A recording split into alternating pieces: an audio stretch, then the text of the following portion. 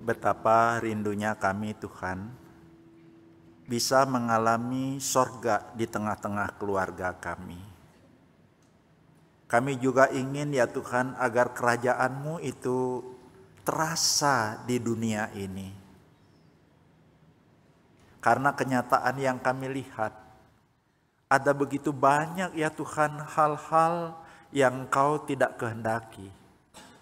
Kami memang tidak bisa melakukan banyak hal, tapi ada sesuatu yang bisa kami lakukan. Dan biarlah di dalam panggilan kami, entah sebagai suami, ayah, kepala keluarga, entah itu sebagai istri yang menolong, entah itu sebagai anak yang punya panggilan taat dan menghormati, kami boleh ada di dalam ordo itu. Dan kami boleh ya Tuhan merasakan pada waktu kami mewujudkan, mempraktekkan itu, kami boleh mengalami janji dari Tuhan. Sungguh-sungguh rumah kami menjadi sorga mini. Dan kami boleh ya Tuhan ambil bahagian bagaimana memberikan sumbangsih bagi masyarakat yang ada. Nah sekarang tolong Tuhan berfirman kepada kami dalam nama Yesus. Amin. Silakan duduk.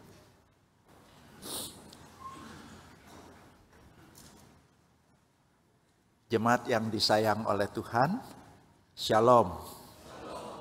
Hari ini Father Day, ya, hari ayah.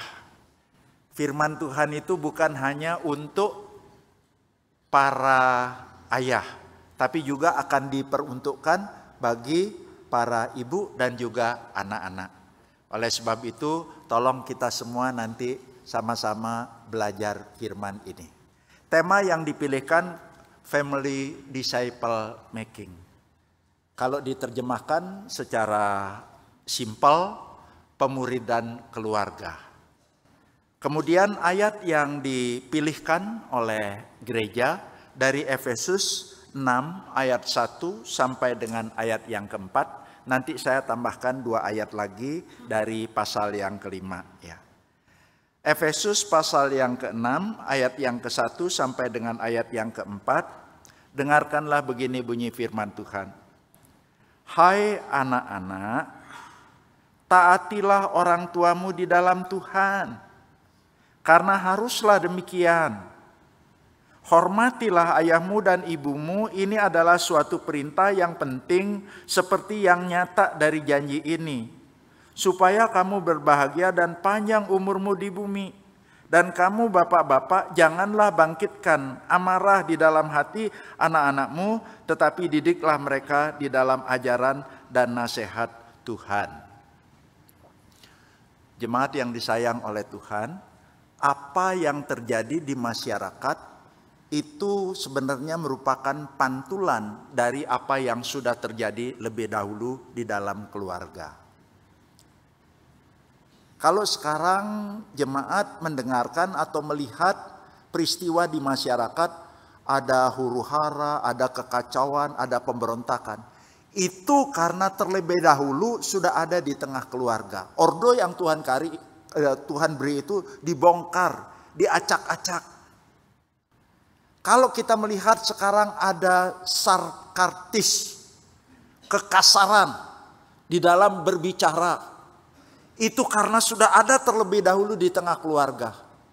Kalau sampai sekarang ada sadis, ada anak yang membunuh bapaknya walaupun alasannya karena bapaknya itu sering menyiksa mamahnya, itu sudah terlebih dahulu ada di dalam keluarga.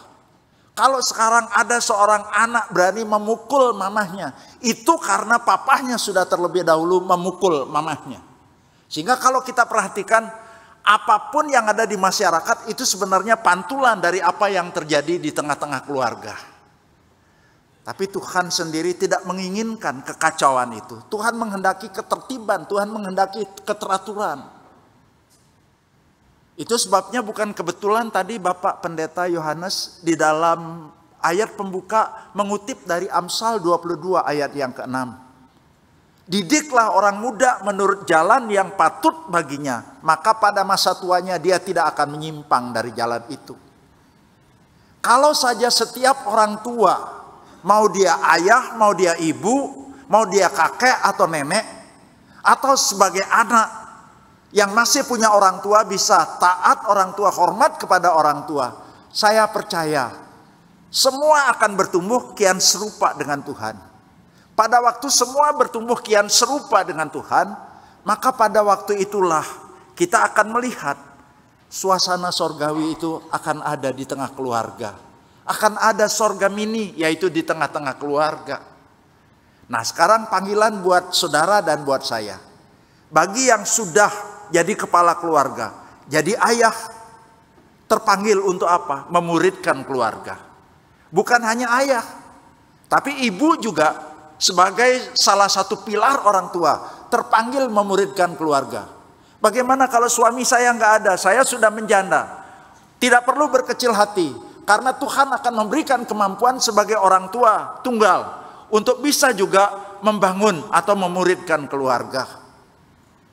Poinnya sekarang ada satu panggilan kepada kita semua untuk memuridkan keluarga, agar terjadi pembaharuan, agar terjadi perubahan di dalam kehidupan keluarga maupun juga di dalam kehidupan bermasyarakat. Walaupun kita tidak bisa mengubah banyak, tapi ada sesuatu yang bisa kita kerjakan. Tapi yang menjadi pertanyaan sekarang, gimana caranya? Tolong klik. Bagaimana caranya? Kita harus paham dulu apa itu pemuridan. Kemudian materi ajarnya apa dan tujuannya apa. Secara sederhana kita bisa melihat di situ. Mendidik anak-anak dengan ajaran dan nasihat Tuhan agar menjadi serupa Kristus. Sederhananya begitu. Jadi mendidik anak-anak dengan dua hal, ajaran dan nasihat Tuhan. Tujuannya menjadi serupa dengan Kristus. Nah, gimana caranya? Kita lihat di dalam slide yang berikutnya. Ada 3 yang saya mau sampaikan. Yang pertama, kita mulai petunjuk memuridkan keluarga itu melalui teladan atau percontohan. Melalui teladan atau percontohan. Saya mengambil ayat pasal yang ke-6 ayat 1 dan 2. Di situ tadi sudah saya bacakan buat kita sekalian. Hai anak-anak, taatilah orang tuamu di dalam Tuhan. Jadi ada kata taatilah orang tuamu di dalam Tuhan. Yang kedua, hormatilah orang tuamu atau ayah ibumu. Mari kita mulai dengan yang pertama sekarang. Dalam kapasitas sebagai anak. Pada waktu kita menyebut anak, bagi kita yang sudah punya anak, pada waktu menyebut anak, kita cenderung kepada anak kita. Tapi sekarang saya meminta, coba sekarang lupakan dulu bagian itu. Sekarang coba posisikan pada waktu saya menyebut anak, kapasitas kita sebagai anak yang dianugerahi oleh Tuhan orang tua.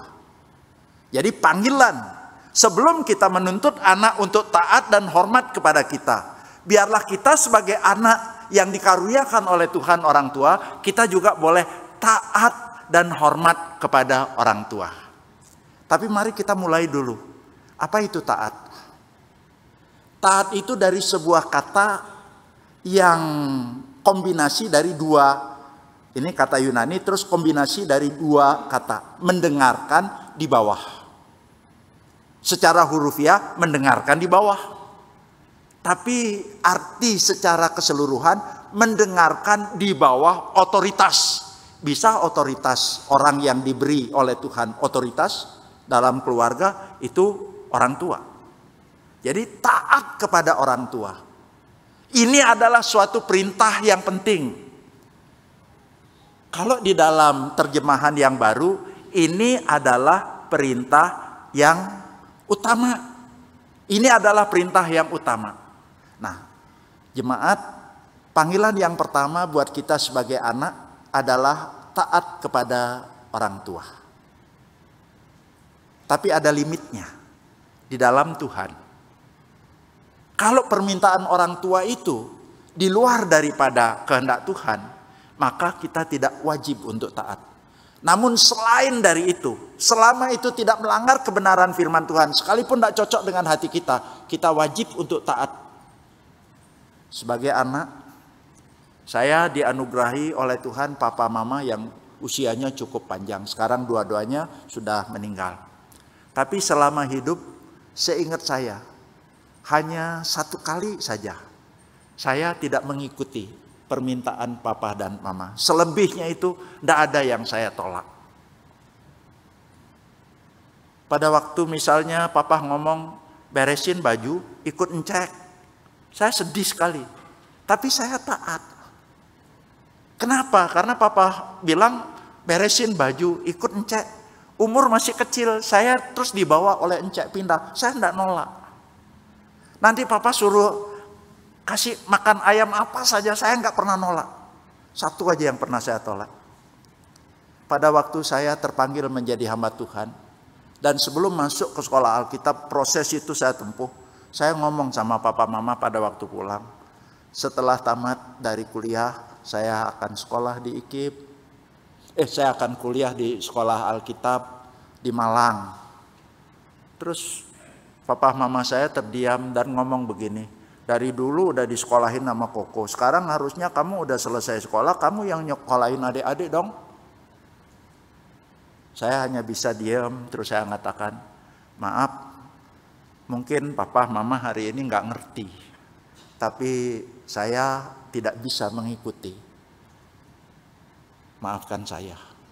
Satu-satunya itu. Yang lain apa saja yang diminta, saya tidak pernah menolak. Nah, panggilan buat kita sebagai seorang anak kepada orang tua, taat di dalam Tuhan. Terus kemudian hormati orang tua. Kata hormatilah orang tua, ini adalah satu di antara 10 hukum. Kan Tuhan memberikan 10 hukum. Ini dikatakan hukum yang pertama yang disertai janji. Hukum ini bukan hukum yang pertama, tapi ini hukum yang kelima. Namun yang pertama di dalam kelompok yang kedua. Maksudnya begini, pada waktu Tuhan memberikan 10 hukum kepada Musa, terbagi menjadi 2 loh. Loh yang pertama itu berisi 4 hukum, dan itu mengatur urusan vertikal dengan Tuhan. Dan loh yang kedua berisi 6 hukum, itu mengatur relasi dengan sesama manusia. Dan hukum yang pertama di dalam loh yang kedua itu, hormatilah ayahmu dan ibumu. Jadi hormat kepada orang tua itu bukan opsi, tapi ini adalah sebuah perintah dari Tuhan. Ada satu perintah, tapi sekarang bagaimana mewujudkan hormat itu? Jadi hormat itu dari satu kata Yunani yang kalau diartikan itu memberikan penghargaan yang semestinya kepada orang tua. Kalau saya sederhanakan secara cepat aja, ayo dari kata hormat itu aja. Hormati orang tua, hore, ayo senangkan orang tua. Jangan sampai bikin orang tua tuh sedih. Huruf yang kedua, dari O, saya ambil sopan, huruf yang keduanya gitu ya, S-O, sopan. Orang tua itu banyak kekurangan, tidak sempurna. Barangkali anak-anak lebih canggih, tapi bisa tetap menghargai orang tua, sopan. Huruf yang ketiga R, rawat. Orang tua tidak selamanya sehat, tidak selamanya kuat. Orang tua itu membutuhkan, pada waktu fisiknya menurun, dia sangat membutuhkan perawatan. Untuk itu perlu pergi diantar ke dokter. Bisakah kita bukan hanya mengirim mobil? Bisakah kita bukan hanya mengirim supir? Bisakah kita bukan hanya ngasih duit? Apalagi kalau misalnya diantar pergi ke Singapura atau ke Kuala Lumpur atau ke Penang. Bisakah kita menyisihkan pekerjaan kita lalu kemudian kita hantarkan orang tua kita untuk pergi? Kerjaan gak akan pernah habis, seumur hidup kita mau kerja. Tapi kebersamaan dengan orang tua tidak selamanya akan ada. Ada saat di mana orang tua kita akan dipanggil oleh Tuhan, kita gak akan pernah bisa bersama-sama. Oleh sebab itu mau merawat. Huruf yang keempat M, mandiri. Mandiri. Sejak awal Tuhan panggil seorang laki-laki akan meninggalkan ayah dan ibunya dan bersatu dengan istrinya. Kata meninggalkan bukan menterlantarkan. Kata meninggalkan yang dimaksud di situ adalah belajar untuk mandiri. Mandiri dalam segala aspek termasuk urusan ekonomi. Apakah menghormati orang tua itu? Salah satu bentuknya itu mandiri. Tidak menjadikan orang tua terus seperti mesin ATM. Anjungan tunai mandiri yang terus kita bisa sedot mintai terus uangnya. Setelah kita gede, kita bertanggung jawab menghidupi diri sendiri dan keluarga. Huruf yang berikutnya lagi, HORMA, asih. Kasih. Bisa kita ngomong kalau ketemu papa mama bukan hanya menceramahi, mengkuliahi, harus begini begitu, nggak boleh begini, nggak boleh begitu. Bisa ngomong kepada orang tua, papa, saya sayang papa, sayang mama.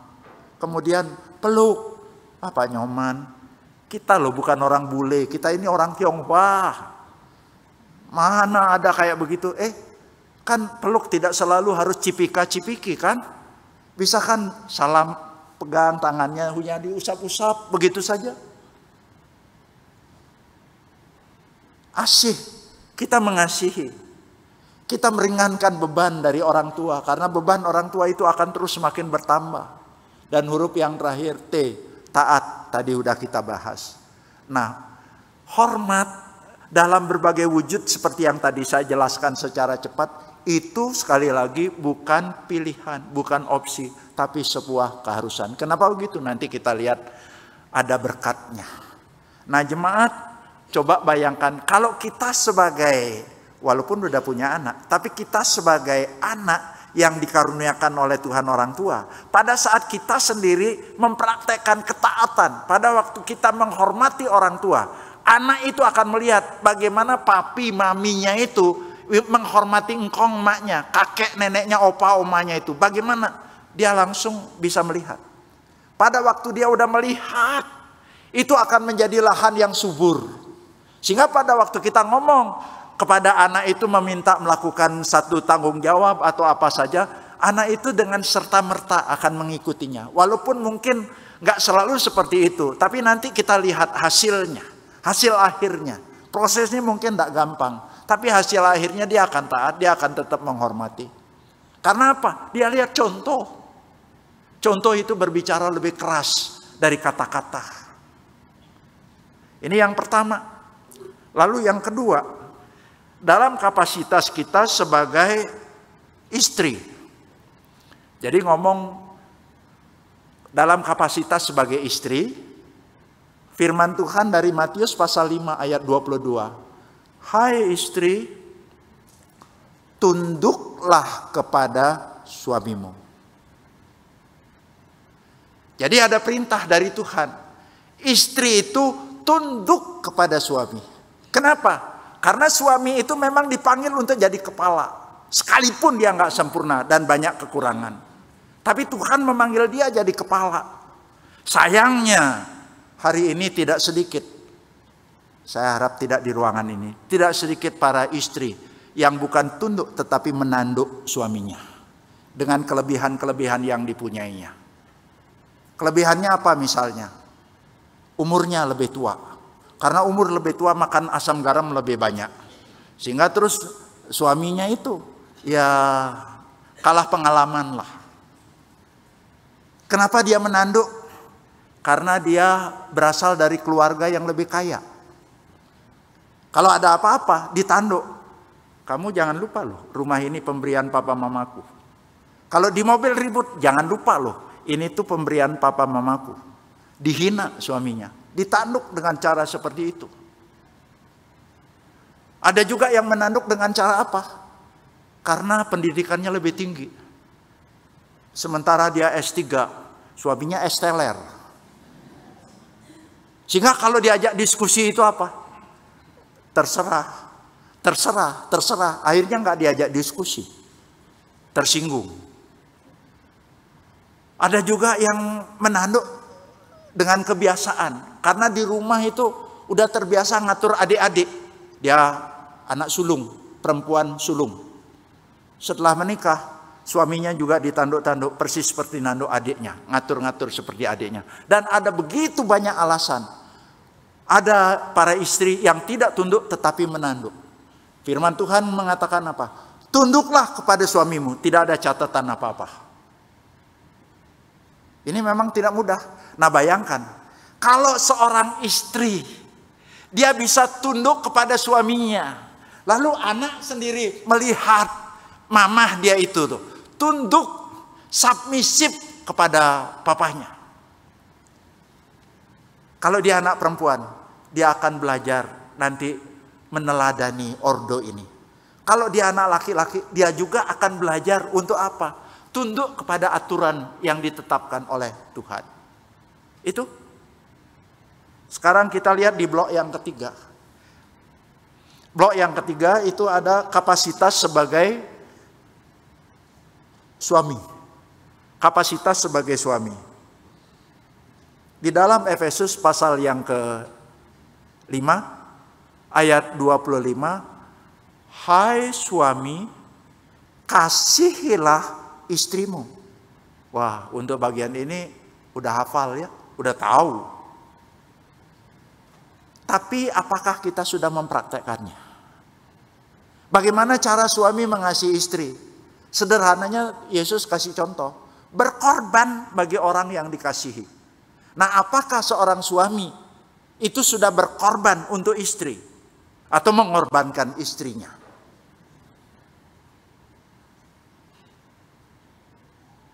Kalau seorang anak melihat bagaimana papahnya itu sayang kepada mamahnya. Contoh sederhana, kalau misalnya mau pergi, mau pulang nengok engkong mak ke kota asal. Loh, mamahnya itu kan seneng makanan tertentu di kota asal yang tidak ada di kota rantau gitu ya. Tapi suaminya nggak seneng makan itu. Tapi pada waktu udah sampai di situ, suami itu bilang, ayo udah makan di situ aja. Anaknya tanya, papa kan nggak suka makanan itu. Udahlah, papa bisa makan kapan aja di Surabaya. Tapi mama itu loh, jarang-jarang, biarin mama suka seneng. Jadi anak itu melihat, oh begitu cara papa mengasihi mama. Coba kalau kita nyetir, kita tahu istri kita jerit-jerit, ketakutan.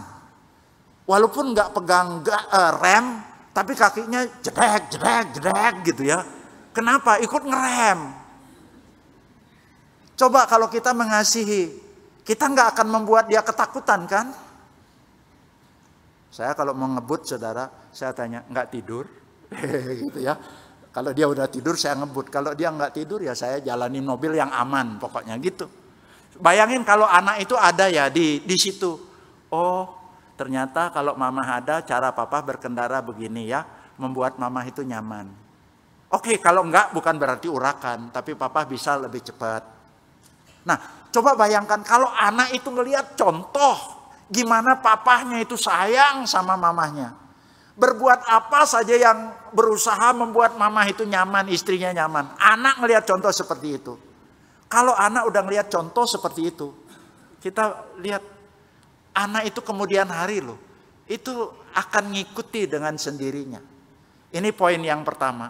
Sebagai anak, taat orang tua, hormat orang tua. Sebagai istri, tunduk kepada suami. Sebagai suami, mengasihi istri. Pada waktu ini dipraktekkan, maka ini akan menjadi percontohan bagi generasi berikutnya, bagi anak. Ini cara memuridkan yang pertama, yaitu lewat model, lewat percontohan.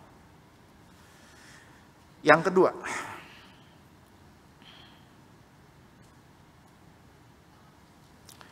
petunjuk memuridkan yang kedua itu diambil dari ayat 4a.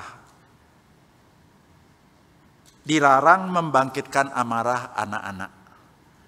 Hai bapak-bapak, janganlah bangkitkan amarah di dalam hati anak-anakmu. Kalau anak nggak mau belajar, disuruh belajar, marah, itu tidak termasuk di dalamnya. Tapi membangkitkan amarah yang dimaksud di sini adalah memprovokasi. Yang membuat anak itu terluka batinnya, berdarah-darah. Contohnya, ini berbicara zaman dulu ya. Ada satu istilah patria. Patria potestas. Apa itu? Pada waktu itu orang tua punya kuasa mutlak atas anak. Mau terima, mau tolak. Contoh ya, contoh. Istri melahirkan, dia nggak tungguin kok. Dia hanya duduk-duduk aja. Dia kalau udah selesai lahir di bedong, lalu dibawa kepada bapaknya. Bapaknya duduk sambil longkang-longkang kaki. Tanya, laki perempuan? Perempuan, tuanku. Pada waktu dia bangun dari tempat tidur, dia balikkan badannya. Itu artinya dia menolak. Itu zaman dulu. Tapi sekarang saya rasa laki perempuan ya diterima ya dengan bagus. Tapi bentuk sekarang itu berbeda. Kalau laki buka meja, kalau perempuan tutup meja. Maksudnya kalau laki pesta, kalau perempuan nanti anak orang kok diambil. Itu berarti dulu bisa menjual. Jadi anak itu dijual. Dijual, pokoknya yang paling penting dapat duit. Sekarang gimana? Ada juga, walaupun bukan di Surabaya. Di pulau tertentu di Indonesia ini, masih ada orang yang punya anak dan anaknya dijual.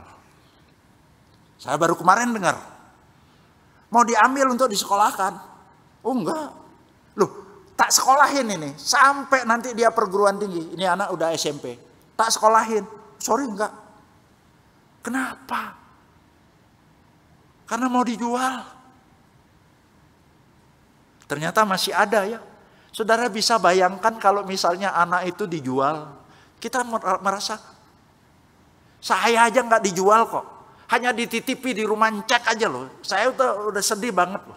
Sampai sekarang rasanya perpisahan itu sedih buat saya. Karena pada waktu pindah sedih berpisah sama adik-adik. Lah ini dijual loh. Pada waktu dibanding-bandingkan. Ya sekarang ya dibanding-bandingkan. Anak itu loh walaupun kembar. Enggak sama kok. Anak kami 2. Enggak sama. Yang satu mirip saya, satu mirip mamahnya. Yang satu kayak angka 1, yang satu kayak angka 0. Sempurna saudara. Iya betul, bangun tubuhnya gitu. Yang satu tuh gitu ya. Yang satu tuh gagah gitu, gede saudara. Anak itu lahir di tengah kita itu masing-masing punya keunikan. Tapi kalau anak dibanding-bandingkan gitu ya, nggak seneng. Apalagi kalau misalnya dia dikritik, dikecam. Kamu anak yang nggak berguna, nggak berharga. Bodoh sekali kok. Nggak ada. Papa dulu dapat nilai seperti itu.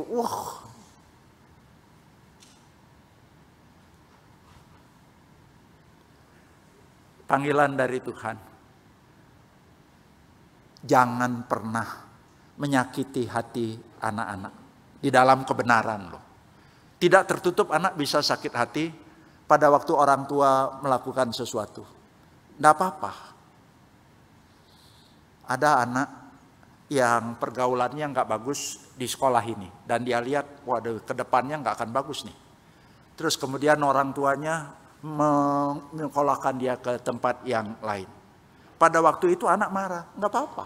Karena orang tua lebih tahu, berpikir lingkungan yang buruk akan merusak kebiasaan yang baik. Dicopot dari situ. Pada waktu dicopot dia marah. Tapi setelah gede dia ngomong, untung aku dulu dipindahin oleh papa sekolahnya. Kalau enggak akan seperti ini. Jadi bukannya enggak boleh marah kepada anak, tapi jangan sampai membangkitkan sakit hati, membuat anak itu berdarah-darah. Itu yang dilarang. Nah ini poin yang kedua. Tadi menjadi percontohan. Memuridkan di keluarga lewat sebuah percontohan. Yang kedua, memuridkan keluarga dengan sebuah larangan, itu jangan sampai membangkitkan amarah di dalam hati anak-anak. Tentunya dalam kebenaran, bukan dalam semua-semuanya. Nah sekarang yang ketiga. Petunjuk yang ketiga memuridkan keluarga, mendidik menurut ajaran dan nasihat Tuhan. Di dalam ayat yang keempat bagian B ya. Mendidik, janganlah bangkitkan amarah di dalam hati anak-anakmu, tetapi didiklah mereka menurut ajaran dan nasihat Tuhan. Nah ini, ajaran dan nasihat Tuhan. Kata ajaran itu adalah latihan atau disiplin. Kalau nasihat itu bertutur, ngomong, lisan. Ini dua hal yang berbeda. Tapi semuanya harus berdasar kepada Tuhan, kepada firman Tuhan. Jadi kita perlu melatih, mendisiplin anak-anak. Kalau ngomong melatih, mendisiplin, kami sebagai suami istri itu melatih anak-anak disiplin. Pada waktu pulang sekolah, udah ada tempat sepatu? Ada. Tempat tas? Ada di kamarnya. Tapi yang namanya anak kadang-kadang setelah buka sepatu, nggak tahu karena lapar, pengen cepat makan, tasnya ditinggal di situ. Istri saya sampai berbusa bibirnya ngasih tahu berulang-ulang begitu ya. Akhirnya saya yang dilimpahi tugas. Tolong omongin tuh anak. Ya, oke. Saya ngomong, saya panggil anak itu. Papa mau bicara. Ada apa, Pak? Saya sampaikan. Mama ngomong berulang kali sudah, tas itu ditinggal di situ. Mama yang ngambil. Iya kan udah ada mama yang ngambil. Ada mama yang mindahin. Oh, enggak. Itu tanggung jawab anak. Kalau besok anak ninggalin tas lagi di situ, Papa akan minta anak bawa dari situ ke tempat tas, udah gitu tak suruh 5 kali bolak-balik. Setuju? Ya Pak. Dia tetap karena udah biasa gitu ya, melanggar. Berani nggak kita melatih disiplin itu? Jadi latihan itu untuk menumbuhkan tanggung jawab. Wah pada waktu dia itu panggil, kemarin janjinya gimana? Ya Pak, ya Papa hitung. 1, 2, 3, 5 kali PP. Terus tak kasih tahu lagi. Kalau nanti sekali lagi bukan 5 PP, 10 PP. Dan dia iseng. Gitu ya, dia pura-pura. Dihukum saudara. Didisiplin. Tapi setelah itu rapi saudara. Kalau hari ini saudara berkesempatan berkunjung ke rumah kedua anak kami, relatif rapi lah saudara ya. Kenapa? Tahu di mana naruh barang.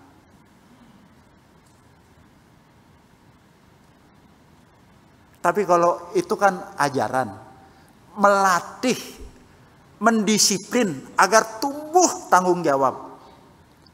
Tapi kalau ngomong nasihat, nasihat itu ngomong lewat kata-kata saja.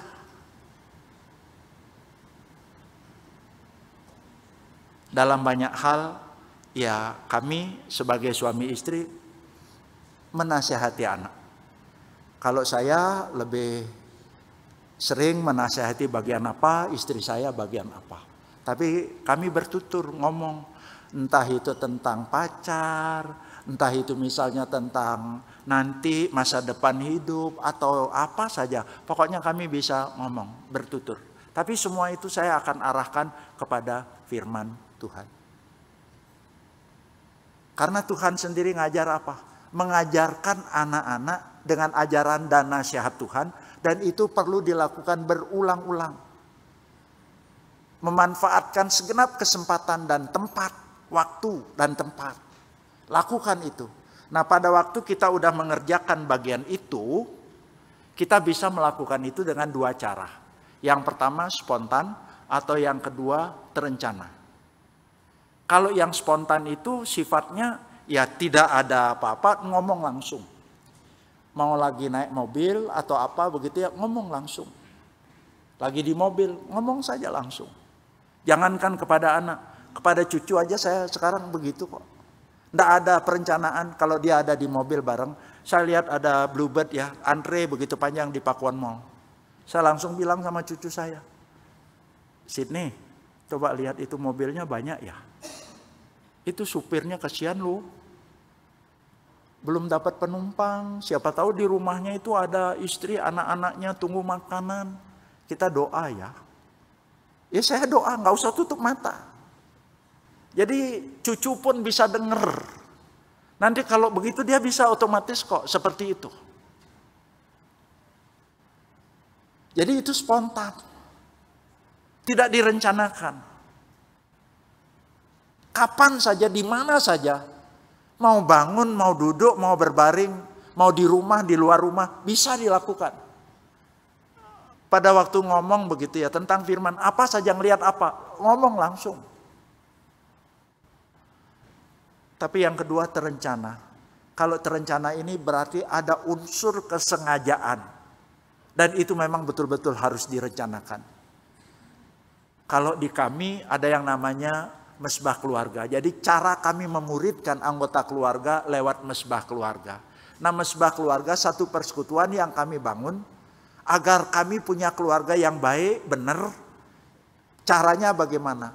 Lewat memuridkan keluarga, lewat mesbah keluarga. Nah, kami betul-betul mempersiapkan. Apa aja yang dipersiapkan? Banyak hal. Yang pertama yang perlu dipersiapkan itu apa? Itu perlu dipersiapkan bahannya. Mau pakai apa? Apakah memang dari Alkitab saja? Atau tambahan lain? Semakin gede tidak memerlukan alat bantu. Tapi semakin kecil memerlukan alat bantu. Kita minta hikmat dari Tuhan. Jadi mau mengajarkan ini. Harus dipersiapkan. Nggak bisa begini. Nggak bisa kan?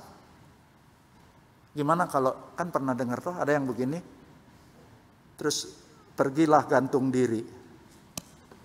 Kan nggak bisa kayak begitu. Harus benar-benar direncanakan. Itu bahan loh. Selain dari bahan, apalagi yang harus direncanakan? Waktunya. Kapan? Kalau bisa tiap hari, saya angkat. Kalau saya punya 10 jempol, tak kasih 10 jempol. Tapi buat kami di keluarga seminggu 1 kali. Kalau doa pasti ada tiap hari. Baca Alkitab masing-masing tiap hari. Tapi kami memuridkan anak-anak itu seminggu 1 kali. Nah, waktunya kapan? Kami belajar untuk ngomong dulu. Mau hari apa? Apalagi setelah kuliah yang tiap semester berubah. Ya, kami evaluasi. Mau hari apa? Dan pada hari yang diperjanjikan, pada jam yang diperjanjikan, tidak boleh janji sama siapapun. Termasuk saya. Ada orang yang mau ketemu konseling sama saya, sorry, saya nggak bisa. Karena ini janji saya bawa seluruh anggota keluarga itu datang bersekutu kepada Tuhan. Itu jadwalnya mesti dipersiapkan, direncanakan, dan dievaluasi terus dari waktu ke waktu. Apalagi yang perlu dipersiapkan? Lagu-lagu juga. Tadi saya dengar ini lagunya hari ini hari ayah gitu ya. Banyak ini tentang keluarga, banyak. Ini dipersiapkan. Saya udah belajar. Saya udah pernah jatuh ke lubang. Pada waktu kami bermesbah keluarga, saya ingat hari itu saya pilih saat malam hariku datang lagi dan seterusnya. Doa, amin. Setelah itu saya tanya, ada lagu yang mau dinyanyikan? Anak yang satu bilang, ada Pak, King Kong. Setelah dia bilang begitu, saya bilang, kok nyanyi King Kong? Istri saya ingat, biarin. Setelah itu terus kami nyanyi, saudara. Bayangkan, setelah nyanyi saat malam hariku datang lagi, sekarang nyanyi King Kong badannya besar. Emang Tuhan marah? Enggak. Tapi suasananya tuh enggak enak. Iya enggak enak kan? Sambil nyanyi terus. Itu karena saya yang salah, enggak menyiapkan lagu. Sejak saat itu saya belajar. Mau bawa firman apa, saya siapkan lagunya. Tapi setelah itu tetap saya juga kasih kesempatan, enggak monopoli. Boleh, istri saya pilih lagu apa, anak yang sulung lagu apa, anak yang bungsu lagu apa. Tapi saya ngatur, mana yang duluan. Duh, di situ aja bisa ribut. Tapi saya bilang, kali ini papa yang pimpin, semua harus nurut. Di situ pun anak belajar tentang apa? Otoritas. Kepemimpinan, belajar taat kepada pemimpin selama tidak melanggar kebenaran firman Tuhan. Nanti kalau anak yang pimpin, silakan anak pilih lagu, mau yang mana saja boleh. Belajar sekalian. Apalagi, satu lagi, tempat. Tolong, ini diperhatikan juga. Lupa nyaman, Tuhan itu maha hadir. Masa dibatasi dengan tempat? Bukan itu maksudnya. Tapi alangkah bagusnya kalau kita bisa menyiapkan ada satu tempat yang dispesialkan untuk itu. Boleh nggak di kamar tidur? Boleh, daya tarik bantalnya kuat banget. Boleh di kamar makan? Di tempat makan? Boleh juga. Tapi nanti kalau doanya biasa aja, anak doanya panjang banget hari ini. Kenapa? Karena otaknya dia makan. Di ruangan tamu? Boleh. Tapi nanti ting nong, pada waktu dibuka tamu ngomong, sorry ganggu nggak? Jawaban kita gimana? Bohong kan? Enggak, mari masuk. Padahal ganggu kan? Saya belajar dari cecang saya. Cecang saya itu loh, bikin rumah ya, view yang paling bagus dia untuk tempat pemujaan dia. Saya pernah juga mendoakan jemaat yang baru beli rumah. Ternyata itu rumah saya tahu, itu punya sepupu kita sebelumnya. Karena di dalamnya itu ada tempat sembahyang khusus. Di mana tempat bermesbah keluarga buat kita orang Kristen. Memuridkan di mana? Boleh di mana saja. Tapi kalau misalnya Tuhan berkati kepada kita yang jadi orang tua di sini, kepada kaula muda yang ada di sini. Kalau nanti Tuhan berkati, bangun rumah, pikirkan. Jangan hanya master room-nya. Pikirkan di mana ada tempat untuk bermesbah keluarga. Sehingga kalau misalnya ada sumpek, ada apa begitu ya, di luar ribut, dia tahu, dia boleh pergi ke situ. Tidak bermaksud membatasi kehadiran Tuhan. Tapi paling tidak anak tuh tahu, oh kumpul di situ. Itu yang perlu direncanakan, itu yang perlu dipersiapkan. Nah, jemaat yang disayang oleh Tuhan, kalau hidup ini kita bisa memberikan percontohan, itu adalah model pemuridan yang bagus, yang ideal. Dan Yesus lakukan itu. Kalau kita bisa sebagai orang tua tidak salah kaprah menggunakan otoritas wewenang. Yang membuat anak kita sakit hati. Itu pun adalah benih yang bagus buat anak.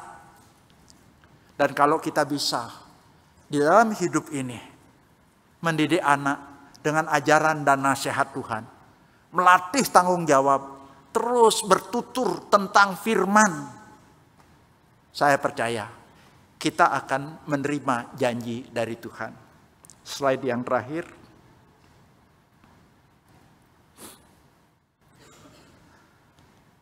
Ada bahagia dan panjang umur. Tapi tolong coba kalau kita perhatikan kan bunyi ayatnya begini ya. Hai anak-anak, taatilah orang tuamu di dalam Tuhan. Hormatilah ayahmu dan ibumu. Ini adalah satu perintah yang penting yang nyata dari janji ini. Coba perhatikan kata-kata yang nyata dari janji ini. Sebenarnya ayat itu bunyinya begini. Ini perintah yang utama yang disertai janji. Jemaat kalau memperhatikan ya, 10 hukum yang diberikan oleh Tuhan. Hanya satu-satunya hukum yang disertai janji. Hukum yang pertama sampai hukum yang keempat perintah, tidak ada janji apa-apa. Hukum yang ke-6 sampai yang ke-10 itu perintah, tidak ada janji apa-apa. Larangan, tidak ada janji apa-apa. Tapi hukum yang kelima itu disertai janji. Apa janjinya? Supaya kamu berbahagia dan panjang umurmu, kalau menurut perjanjian lama, di tanah yang diberikan Tuhan. Paulus menggantinya dengan di bumi. Ada 2 yang Tuhan janjikan. Kalau kita mengerjakan pemuridan itu. Ada 2 yang Tuhan janjikan. Selain memberikan sumbangsih buat mengatasi persoalan di masyarakat. Tapi paling tidak di tengah keluarga. 2 yang Tuhan janjikan. Yang pertama, bahagia. Bahagia itu tidak harus berpergian keliling ke luar negeri. Bahagia itu tidak juga harus pakai barang-barang yang bermerek, mahal gitu ya. Enggak. Bahagia itu pada waktu kita melihat anak-anak itu bertumbuh ya di dalam kebenaran, kian menyerupai Tuhan, dia kasih kepada Tuhan, dia takut kepada Tuhan. Hati kita itu loh bahagia. Saya tidak bermaksud memamerkan ini tentang anak ya. Saya baru dengar 2 hari lalu dari anak saya. Gerejanya dia, tempat di mana dia beribadah sedang dibangun. Terus kemudian ada satu teman yang beli barang over begitu ya. Terus kemudian ya anak saya bilang kepada gereja, apakah gereja mau karpet? Ya, oh ya mau untuk sekolah minggu begitu. Terus kemudian orang ini kasih aja, persembahkan aja ke gereja. Tapi anak saya tahu siapa orang itu. Terus kemudian anak saya bilang, gini aja, yang satu gulung persembahkan, yang satu saya yang persembahkan. Jadi dia ganti ke orangnya. Pada waktu saya mendengar seperti itu, hati saya sebagai orang tua tuh seneng luar biasa. Bahagia luar biasa. Saya tidak perlu dikasih hadiah apa-apa. Ngelihat dia kasih kepada Tuhan. Padahal itu bukan uang kecil. Tapi dia lakukan itu. Hati saya tuh sukacita. Bahagia. Itu yang Tuhan janjikan. Kalau kita lihat anak-anak bisa bertumbuh di dalam kebenaran. Hidupnya itu loh mengasihi Tuhan. Takut akan Tuhan. Itu upah buat kita.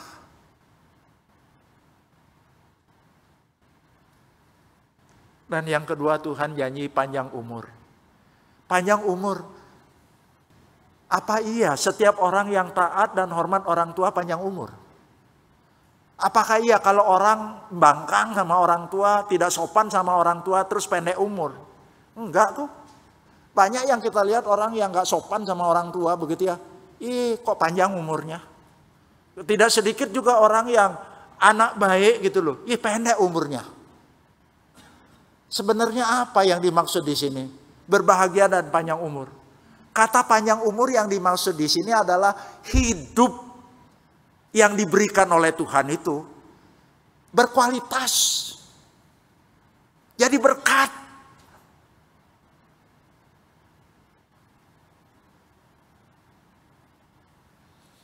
Ada seorang anak pada waktu dilahirkan normal. Tapi umur berapa bulan sakit mata. Karena pada waktu itu belum ada poliklinik Elion. Ya belum ada. Dibawa ke tabib. Nggak tahu bagaimana. Terus orangnya tuh buta. Jadi nggak bisa melihat dua-duanya. Anak normal aja. Waktu kecil sangat membutuhkan pendampingan orang tua. Apalagi anak buta kan. Tapi malang gak diundang bisa datang. Sementara seperti itu. Papahnya DE meninggal. Padahal papahnya itu tulang punggung. Cari uang kan buat keluarga. Nah sekarang mamahnya yang harus cari uang. Pada waktu mamahnya cari uang, neneknya dialah yang ngajak dia di rumah. Nah neneknya itu suka bacain firman. Bacain firman kepada anak itu. Dia bisa walaupun tidak langsung baca, dia bercerita tentang kisah-kisah perbuatan Tuhan, karya-karya Tuhan di masa yang lalu. Dia terus gitu. Nanti kalau mamanya udah pulang, selesai kerja semua, menjelang tidur. Nah mamanya yang juga cerita tentang firman. Ternyata anak yang buta ya. Punya kemampuan, kepekaan yang lebih. Tahu setelah gedenya, anak ini bisa membuat lagu begitu banyak. Kalau saudara pernah menyanyikan lagu, Yesus, Yesus dengar doaku, dia yang karang. Nearer my God to thee, dia yang ngarang. Sungguh dan pasti, jaminanku, dia yang ngarang. Banyak lagu-lagu penghiburan. Kalau saudara pergi ke Adijasa, Dia yang buat. Orang itu namanya Fanny Jane Crosby. Nah, tadi saya bilang, gimana pun kalau saya janda, udah nggak punya apa-apa. Anak ini nggak punya apa-apa kok dari kecil. Tapi dididik dengan kebenaran firman Tuhan. Tapi tidak mengecualikan, kalau gitu jangan sampai ada papa yang begini, oh tanpa papa aja bisa kok, jadi nggak usah saya. Jangan. Kalau ada papa tetap harus ambil bagian, harus berperan, hadir. Kalau nggak ada, buat yang ditinggal oleh suami, jangan berkecil hati. Ini janji dari Tuhan, anak-anak itu bertumbuh jadi berkat. Nah, mari sekarang kita kembali. Bukan hanya kebahagiaan kita. Bukan hanya agar anak itu hadir menyesakkan bumi. Tapi betul-betul jadi berkat bagi keluarga, bagi gereja. Juga bagi masyarakat. Itu harus dimulai dari keluarga. Oleh sebab itu, panggilan buat kita semua. Bukan hanya para ayah, tapi buat kita. Mau ayah, mau ibu, mau orang tua, mau kakek nenek, panggilan itu. Mari kita mengerjakan bagian kita. Melakukan pemuridan. Menceritakan firman. Mencontohkan bagaimana menghidupi firman. Dengan demikian, Tuhan akan memberkati kita, gereja, dan juga masyarakat. Mari kita tundukkan kepala.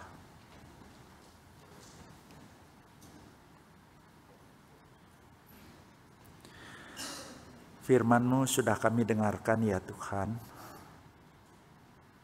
Terima kasih untuk Tuhan yang memanggil, mempercayakan. Tapi kami akui, mudah untuk mengerti, tapi tidak mudah untuk melaksanakannya. Mohon ampun ya Tuhan karena selama ini kami tidak jadi contoh. Bagaimana menjadi suami yang mengasihi, bagaimana menjadi istri yang taat, patuh, tunduk. Bagaimana menjadi anak-anak yang menghargai orang tua. Kami lalai. Kami mohon ampun ya Tuhan. Tapi sekarang kami mau belajar berbenah. Salah satu pujian tadi Tuhan. Kami mau diubah. Kami mau dibaharui. Biarlah Engkau boleh mengubah, memperbaharui kami. Agar kami tidak abai. Kami tidak lalai mengerjakan bagian kami Tuhan. Tolong juga bantu kami punya emosi. Kadangkala di dalam emosi kami tidak terkontrol. Kata-kata kami bisa membuat anak kami itu berdarah-darah di dalam hatinya. Tolong bantu kami bisa self-control ya Tuhan. Karena salah satu buah roh rasanya itu adalah penguasaan diri. Tolong bantu kami untuk bisa seperti itu. Tolong juga bantu kami ya Tuhan. Menjadikan firman-Mu sebagai landasan untuk membangun struktur keluarga. Agar melalui itu kelak kami memiliki keluarga yang bukan hanya kami disukakan. Kami jadi berkat. Tapi sungguh-sungguh ya Tuhan. Hidup ini menyenangkan hati-Mu. Di mana saja. Dalam nama Tuhan Yesus kami berdoa. Amin.